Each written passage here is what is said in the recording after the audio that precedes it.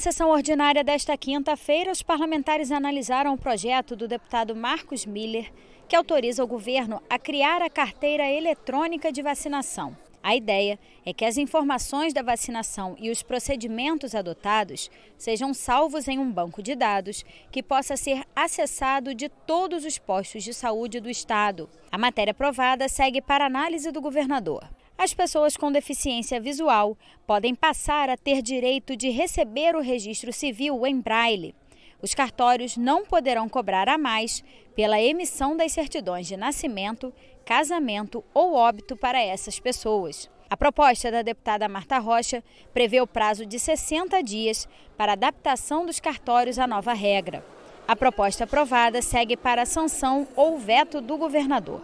É uma medida simples, mas que tem como pano de fundo o reconhecimento de que essa população tem o direito de ter um documento que eles entendam o que está inserido naquele documento. Então, ao pedir que o documento também seja emitido da certidão de nascimento na linguagem braille, é poder dar à população portadora de deficiência visual esse sentimento de pertencimento, né?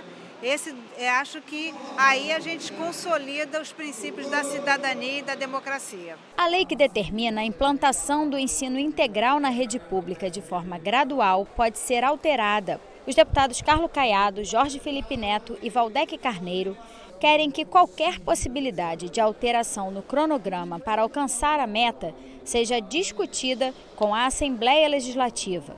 O projeto recebeu 2 emendas e retornou às comissões. Porque daqui a pouco o secretário de plantão, quem quer que seja, não estou falando de ninguém especial, pode, por uma portaria, modificar uma meta que foi fixada em lei estadual no plano, ou o governador por um decreto. E a segunda alteração para reafirmar a importância na formação humana de componentes curriculares como artes, educação física, sociologia, filosofia, educação física, que num projeto de educação integral é inaceitável que esses componentes curriculares não estejam assegurados aos estudantes. O regimento interno da Alerj pode ser alterado.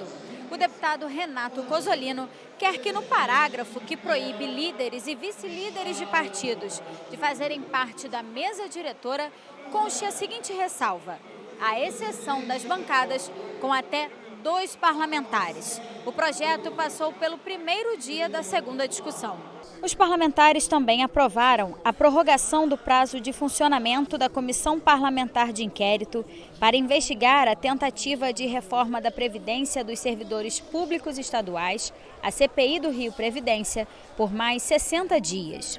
A gente agora pretende concluir esse itinerário, chegando até uma avaliação do papel que os operadores dessas antecipações de crédito cumpriram, até as antecipações mais recentes, como a de 2018, que a gente ainda não conseguiu dar tratamento, para conseguir concluir a CPI com encaminhamentos para que o Rio Previdência tenha mais transparência, mais segurança na garantia dos direitos dos servidores e contribua mais para uma gestão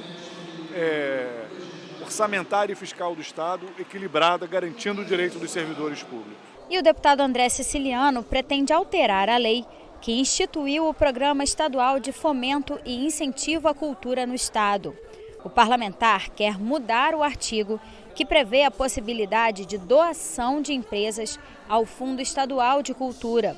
O novo texto passa a usar a expressão transferência no lugar de doação para permitir que empresas públicas, por exemplo, possam patrocinar a cultura. A proposta aprovada retorna à pauta em segunda discussão. O Rio de Janeiro pode ter uma política de prevenção à violência contra profissionais da rede pública de ensino do Estado. O projeto do deputado Sérgio Fernandes recebeu 7 emendas e retornou às comissões.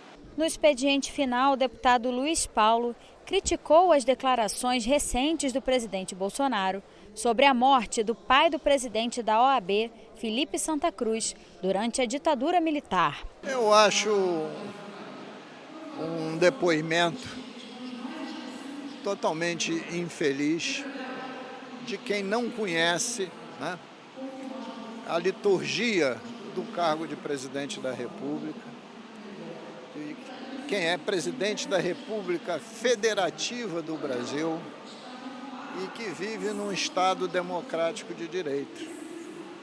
Pronunciamento ofensivo a antepassados. Um depoimento desse pode promover fatos tão negativos que ele não consiga nem concluir a votação da reforma da Previdência. E ele já está pensando em fazer a reforma tributária. O deputado Renan Ferreirinha falou sobre o foco do mandato na retomada das atividades do parlamento. O mandato está sendo baseado em 4 pilares.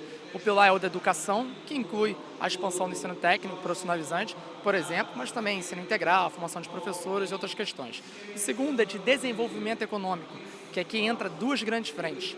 Primeiro, uma mentalidade de equilíbrio fiscal e segundo, de expansão da nossa economia, para gerar mais receita e empregos.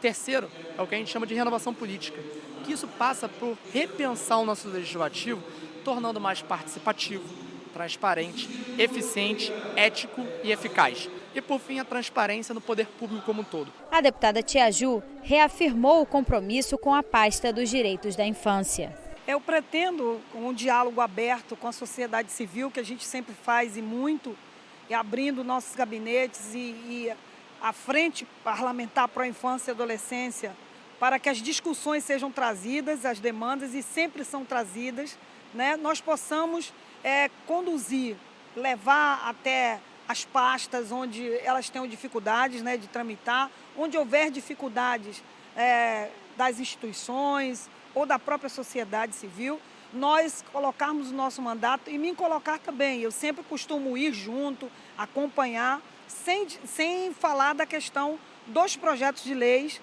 que todos eles emergem desses diálogos e dessa participação popular que é muito marcante no nosso mandato.